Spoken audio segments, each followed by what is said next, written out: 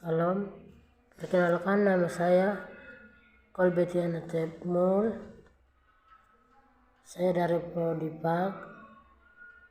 Saya akan menjelaskan materi tentang pengertian filsafat dan cara mendefinisikan filsafat. Kata filsafat berasal dari bahasa Yunani, yaitu philos dan sophia. Philos artinya cinta dan sophia artinya hikmat, kebijaksanaan atau pengetahuan. Jadi secara etimologi, filsafat artinya cinta akan hikmat, kebijaksanaan dan pengetahuan. Tujuan utama filsafat adalah untuk meningkatkan pemahaman manusia tentang dunia dan diri mereka sendiri. Melalui refleksi filosofis seseorang dapat mengembangkan kemampuan berpikir kritis, analisis, dan kreatif dalam berbagai aspek kehidupan filsuf. Sering berpendapat dan mempertanyakan asumsi, keyakinan, dan nilai-nilai yang dipegang oleh masyarakat, sehingga dapat membantu mencari solusi terhadap masalah dan tantangan yang dihadapi oleh masyarakat dalam kehidupan. Filosofis artinya dasar berpikir atau cara berpikir yang baik.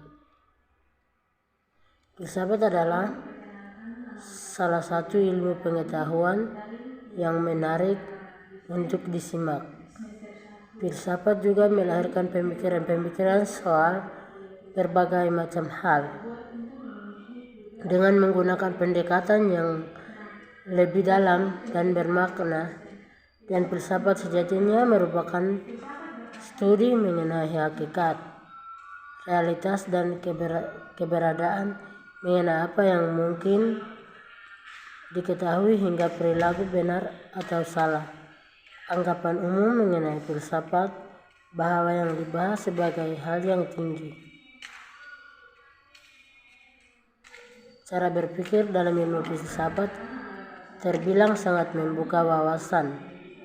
Pemikiran-pemikiran dasar yang dikemukakan para filsuf dahulu juga masih menjadi rujukan dalam melihat berbagai masalah yang muncul di dunia modern.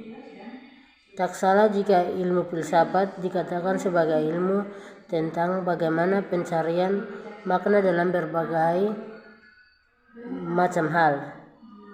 Ada banyak pemikiran dasar dari para filsuf atau ahli terdahulu yang masih menjadi rujukan dalam melihat berbagai masalah yang muncul di zaman modern. Salah satunya adalah Plato. Plato adalah seorang filsuf Yunani kuno yang mengemukakan teori tentang bentuk-bentuk ideal dan teori negara, ideal republik. Konsep Plato tentang ide-ide abstrak atau konsep memiliki pengaruh yang sangat besar berbagai disiplin ilmu, termasuk matematika, filsafat, dan biologi. Pemikiran tentang negara ideal juga turut mempengaruhi pemikiran tentang tata kelola pemerintahan. Yang kedua, Aristoteles. Aristoteles adalah seorang filsuf Yunani klasik yang memainkan peran penting dalam berbagai bidang pengetahuan, termasuk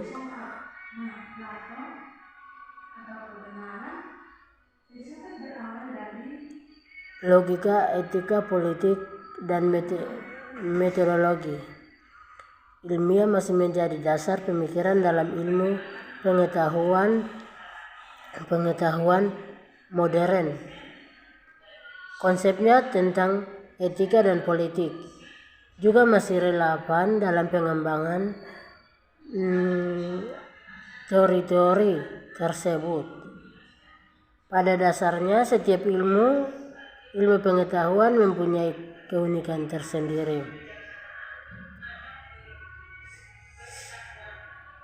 Manfaat dan memiliki kegunaan sendiri. Kegunaan dalam kehidupannya. Nyatanya seperti bidang filsafat merupakan bidang pemikiran manusia yang paling penting karena memiliki tujuan yang sangat krusial bagi kehidupan manusia. Itu pengertian filsafat. Sekarang saya akan menjelaskan tentang cara mendefinisikan filsafat. Filsafat adalah hasil dari tinjauan manusia mengenai dirinya, makna alam dan tinjauan manusia mengenai dirinya, makna alam dan tujuan hidup dengan menggunakan pikiran serta dibantu rasa dan keyakinan di dalam diri tersebut, yaitu yang pertama aspek wonder. Aspek wonder ini mempelajari filsafat karena adanya rasa kagum, takjub, heran yang akhirnya menimbulkan pertanyaan atas sesuatu yang terjadi. Yang kedua aspek wisdom. Aspek wisdom ini mempelajari filsafat karena mencari esensi dari sesuatu atau mencari kebenaran dan mencintai kebijaksanaan. Aspek truth atau kebenaran. Filsafat adalah ilmu yang mempertimbangkan kebenaran-kebenaran yang hakiki. Yang keempat, proses yang dinamis.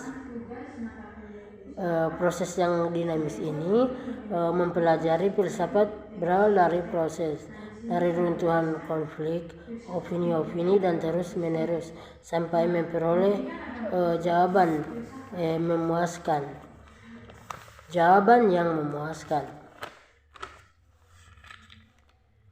Sekarang kita akan masuk di pandangan para ahli tentang filsafat. Filsuf sebutannya untuk seorang ahli filsafat. Filsuf adalah sebutan untuk seorang ahli. Sekarang para ahli yang pertama adalah Plato. Kebenaran filsafat berawal dari kekhawatiran. Yang kedua Cicero. Kebijaksanaan filsafat adalah kecintaan kepada kebijaksanaan. Epictetus, proses yang dinamika. Awal dari munculnya filsafat adalah adanya konflik opini.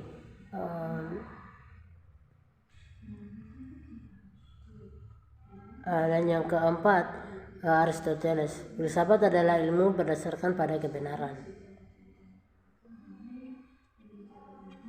Kegunaan filsafat ini bunyinya adalah pengetahuan ada yang lebih tinggi, pemahaman, pengaplikasi ini penerapan,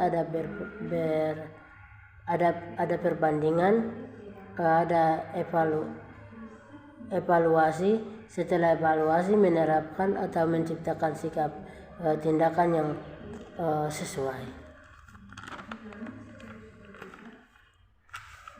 Dan filsafat sekuler dan filsafat Kristen. World via sekuler itu bersifat sementara. Dan filsafat Kristen bersifat kekal.